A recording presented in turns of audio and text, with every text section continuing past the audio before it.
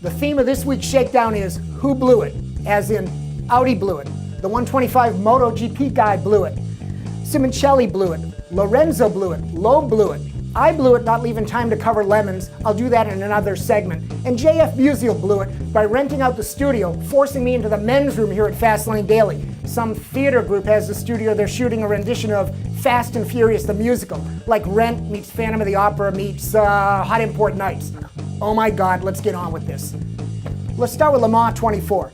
Audi didn't get beat by Peugeot. Audi's finance board lost it when they cut the racing budget. Ignorance, arrogance, and simply being cheap cost Audi the win. You know, we're the 9-time champions. We don't need to test. We don't need to race. Right. But the truth in 24 is that Peugeot earned it. They didn't back into this.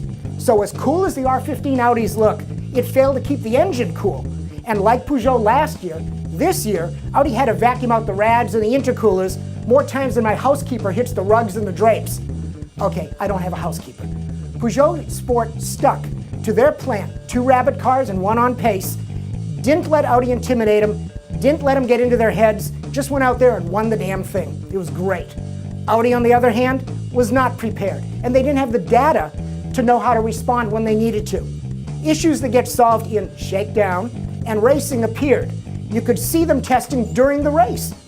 You have to race to be ready for the 24. I bet Ulrich gets his 2010 budget next year. No problem, thank you. See? So why is the Le Mans 24 so cool? Well, to me, it's all about the cars being exotic, the speeds are obvious, and the passing is all the time. The event feels big. The look of the venue, the theater was scrutineering, hey, even the pit stops ooze performance art drama. The whole thing feels special. It feels Euro. It has a nationalistic aura to it. Truly, I think if there wasn't auto racing and football to vent the national pride, please. And now the WRC at the Rally of the Acropolis. You know, the American baseball movie Bull Durham taught us don't mess with a streak. And Citroen's Sebastian Loeb is learning that lesson too. This is the 2nd race in a row where he goes DNF. And the Citroen Junior team, speaking of movies, apparently was inspired by the "oh, that's how they get the meat for my hamburger" flick, Fast Food Nation, because they hit a cow on the course, still finished 2nd. Ford's Mikko Hirvonen won the race and cut Loeb's driver title lead to only 7 points.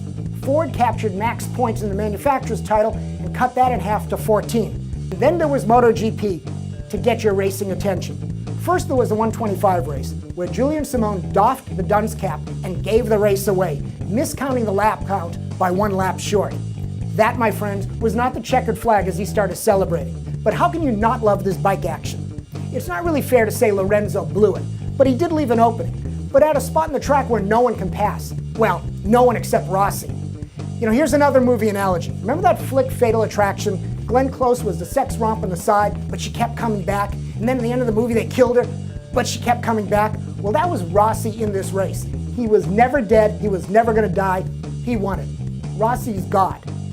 Well, that's Shakedown, and like everything else in this particular scene, when we're done, we flush. See you later.